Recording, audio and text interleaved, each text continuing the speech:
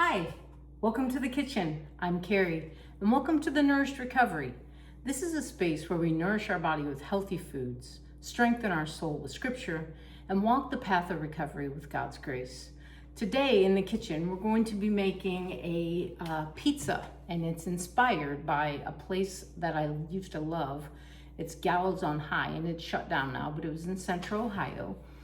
And they had this Pear balsamic reduction prosciutto and blue cheese with arugula on top pizza.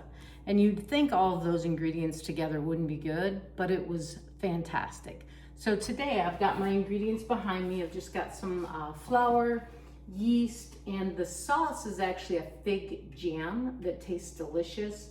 And then we'll reduce some balsamic. We've got prosciutto, arugula, a red Anjou pear, and some blue cheese crumbles for on top. So we're gonna put that together. But before we get going on that, let's talk a little bit about a recovery journey that we've been on so far.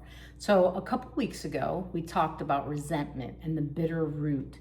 And we explored the reality that resentment is often what grows when our hurt remains unexamined.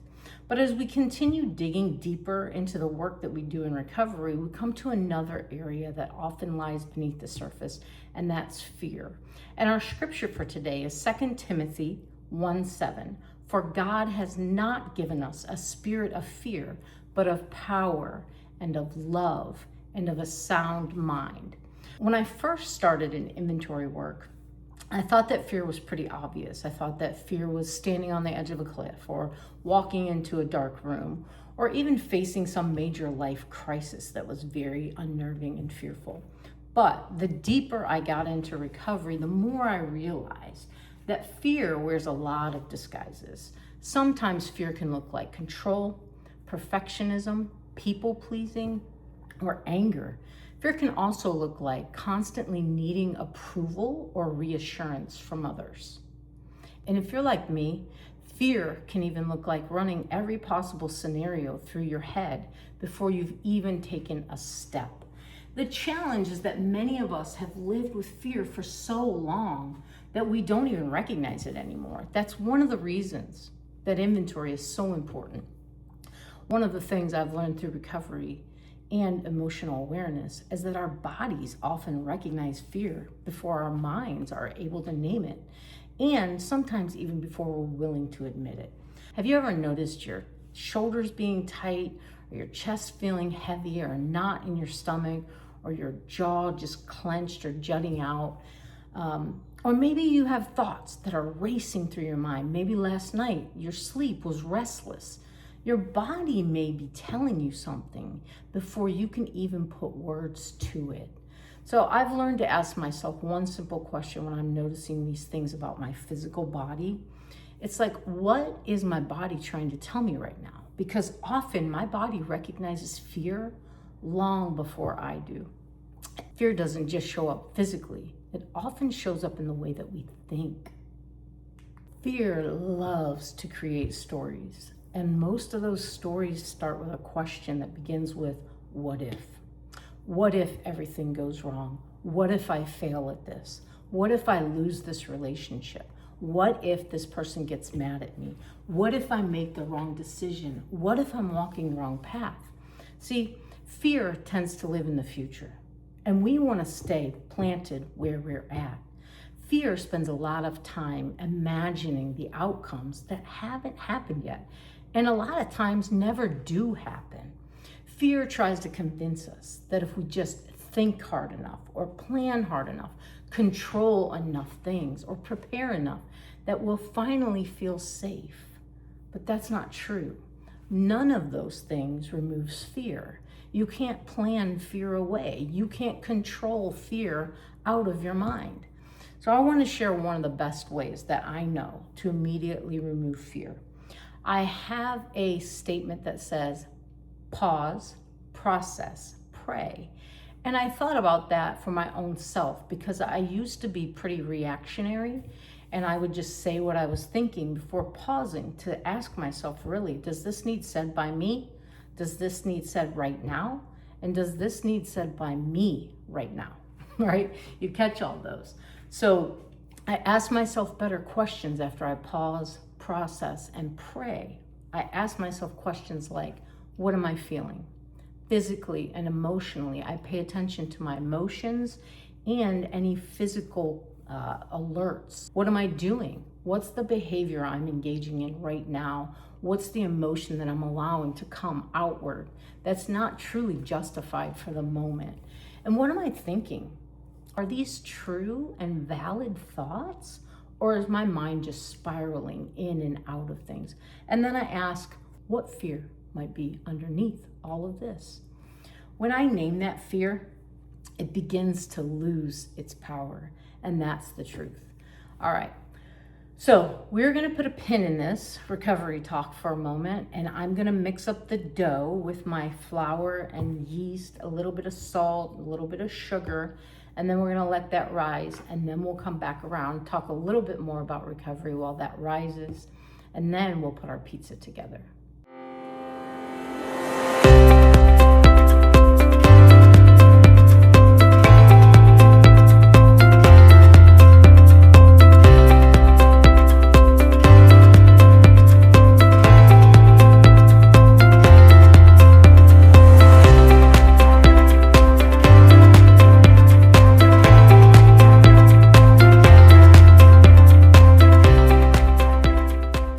Okay, so we have that dough rising over there, and I want to talk just a little bit more about recovery while that rises.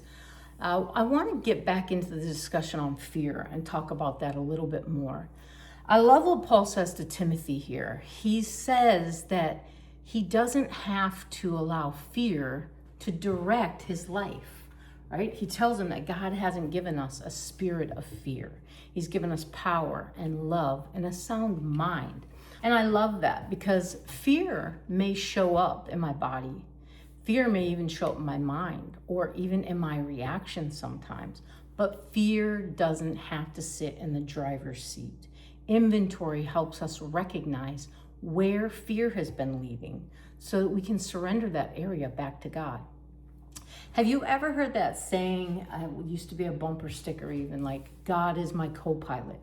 Let God be your co-pilot. I don't want God to be the co-pilot. I want to be the co-pilot. I want God to be the pilot.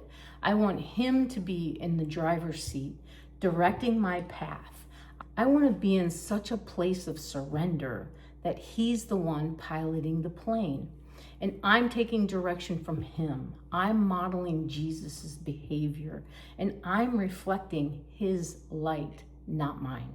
And before we put that pizza together, let's talk about our action step real quick, because I want us to start asking better questions. That is one of those things that I've really been working hard at, is getting curious about myself and others, about my emotions and my reactions. And I really want us to get to a place where we're asking some good questions. The next time you feel unsettled, the next time you feel anxious or frustrated or overwhelmed or reactive, pause, process, pray, and then ask yourself, what am I feeling in my body right now? Notice it. What are the thoughts that keep repeating in my head? What am I ruminating on? Am I spiraling anything out of control or spinning my own false narrative? What fears am I noticing right now in this moment? Be in the moment.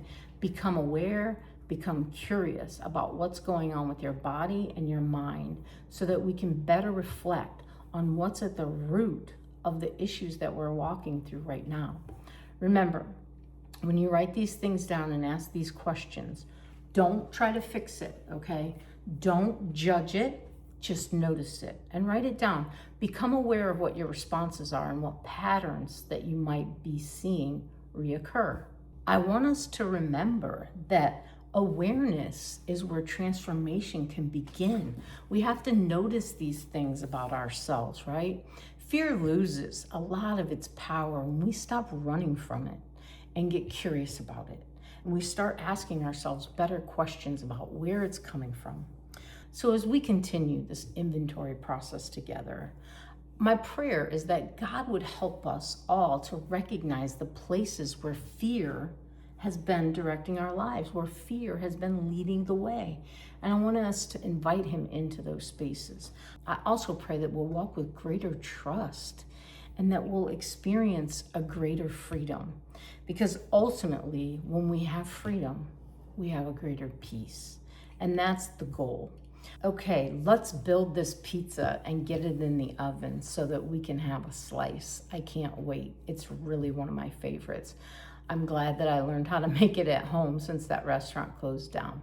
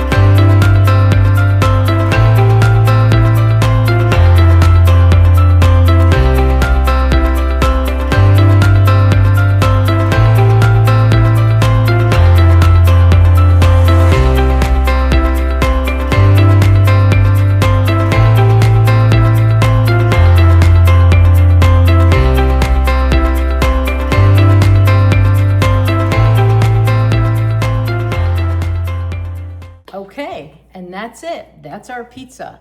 It really is great. I hope you try this recipe at home. Look for it on Instagram, and I'll put the recipe ingredients here at the bottom in the description as well so that you can see what I used. But I'm really looking forward to enjoying this tonight for dinner. I encourage you to join me next week back in the kitchen as we look at the next one of these big four, and that's control. And that's something that I've walked through in depth, is control. We'll be talking about how it shows up in our lives, how to recognize it, and how to begin to inventory those things. In the meantime, take care of your body, stay close to God, and keep walking the path of recovery. I'll see you next time in the kitchen.